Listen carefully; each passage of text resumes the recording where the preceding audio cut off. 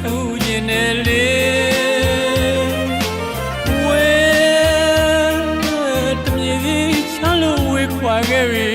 တားချစ်တဲ့မွေးမိမိတားချစ်တဲ့မွေးမိမိခေါ်ရောင်တန်းတားပြန်လမ်းကိုမှန်းလို့ကျူနေလွမ်းမြေဝေကျင်အောင်မိပြီကျေးဇူးကနဲ့တားမရဲ့လူအမေတွေ့နေမလားလေတားတွေ့ရမေးရှာလို့စာလေးတွေရေးကပို့နေတနေ့တရကြီးမှလိမ္မာစမ်းမတားရဲ့လိမ္မာစမ်းမတားရဲ့